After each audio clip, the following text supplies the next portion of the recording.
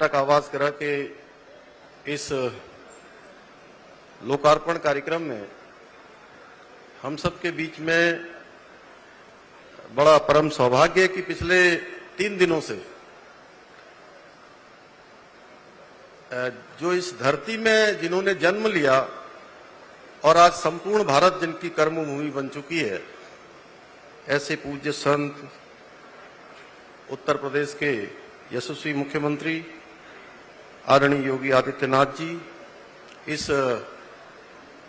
बहुत ही मैं कहूं कि 2 प्रदेशों के बीच में जहां पर भागीरथी और अलकनंदा आपने देखा होगा, एक का लोकार्पण हुआ और पूज्य महाराज जी के द्वारा मुझे चाबी अलकनंदा की दी गई है। ऐसे कार्यक्रम में उपस्थित हमारे सभी पूज्य संतगण, मैं उनकी उपस्थिति को प्रणाम करता हूं, सबको नमन करता हूं। हमारे इस कार्यक्रम में उपस्थित हरिद्वार क्षेत्र के लोकप्रिय सांसद पूर्व मुख्यमंत्री आदरणीय रमेश पोखरियाल निशंक जी, भारतीय जनता पार्टी के प्रदेश अध्यक्ष, और हरिद्वार क्षेत्र के लोकप्रिय विधायक आदरणीय मदन कौशिक जी, उत्तर प्रदेश के पर्यटन मंत्री आदरणीय जयवीर सिंह जी, उत्तराखंड के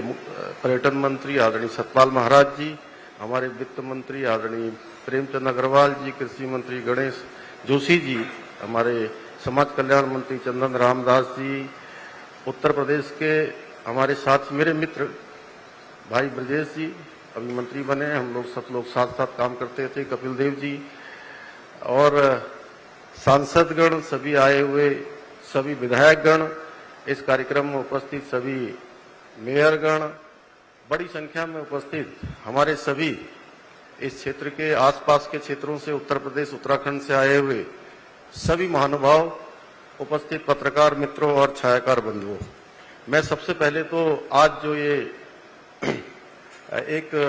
इसकी शुरुआत तो बहुत दिनों पहले से चल रही थी, लेकिन आज जिसका लोकार्पण और जिस प्रकार से हमको ये हस्तांतरण दोनों एक साथ प्रक्रियाएं हुई हैं, उसके लिए माननीय योगी आदित्यनाथ जी को बहुत उनका धन्यवाद करना चाहता हूं कि उन्होंने जितने सहृदयी होकर, और मैं आपको बताऊं कि ये जो उत्तराखंड बने हुए 22 साल होने को हैं, 22वें साल में हम प्रवेश कर गए हैं, और पिछले 22 सालों में पहले भी बहुत सारी सरकारें थी, जैसा आदरणीय सतपाल महाराज जी कह रहे थे, ट्रिपल इंजन, तो 3 इंजन, माने एक इंजन मोदी जी का, एक इंजन श्रद्धेय महाराज जी का, योगी जी का, और एक इंजन यहां उत्तराखंड का आप सब लोगों ने जो लगाया है, तीनों ने मिलकर वो काम किया है और उसके सूत्रधार बने हैं आदरणीय महाराज जी। और मैं उनके पास जब गया तो मेरे मन में बड़ा संशय था, क्योंकि हर बार जो हमारे व्यवस्था को चलाने वाले जो अधिकारीगण हैं, वो कई बार, ये कार्यक्रम काफी दिनों से चल रहा था और मुझे लग रहा था कि चुनाव का भी वक्त है, अब महाराज जी भी कैसे करेंगे, अब कितना कर पाएंगे। और जब मैं आपके पास गया तो मैंने महाराज जी से, सवेरे आपने मुझे जलपान पर बुलाया था, तो जलपान करने के बाद 5 मिनट मैंने आपसे कहा कि महाराज जी, उत्तराखंड के अंदर भी चुनाव है, चुनाव यहां भी है, और आज अखबारों में सब जगह वहां छप गया है उत्तराखंड में कि परिसंपत्तियों के बंटवारे को लेकर आज बैठक होने वाली है, और कहीं ऐसा तो नहीं होगा कि हर बार की तरह इस बार भी जो है लोग कहेंगे कि बैठक होती है, नतीजा कुछ निकलता नहीं है। तो महाराज जी का जैसा स्वभाव है, वो कम बोलते हैं, उन्होंने मुझे कुछ नहीं कहा, केवल इशारा किया हाथ से कि आप बोलिए मत कुछ। और मैं सच बताऊं तो उसके बाद मैं